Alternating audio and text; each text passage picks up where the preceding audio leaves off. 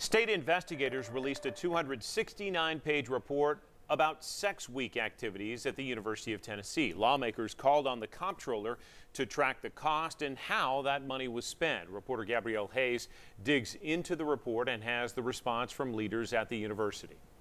It's appropriate to study sex at a university, but how to approach this subject raises questions of academic freedom. An in-depth report by the Tennessee Comptroller's Office found officials hadn't done enough to address serious concerns by lawmakers about Sex Week. The report was requested last year, and the goal was to look at how activities are funded. Now, what strikes me about Sex Week is it's put on by a group of 21 students.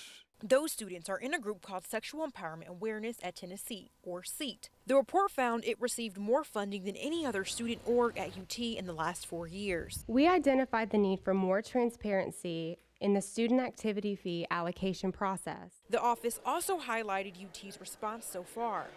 The changes that the university made in policy in response to legislative concerns were made reluctantly at best.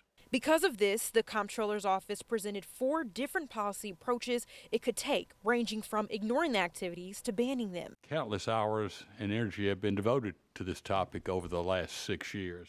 But the hearing didn't continue without UT getting its say. Interim President Randy Boyd stepped in to make comment and answer questions.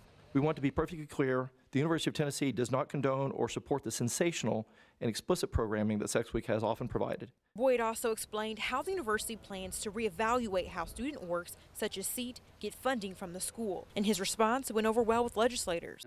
I can't be more impressed by your response. I believe that you will do all that you can. Boyd says this doesn't necessarily mean an end to Sex Week, but it may mean big changes. In Nashville, Gabrielle Hayes, 10 News.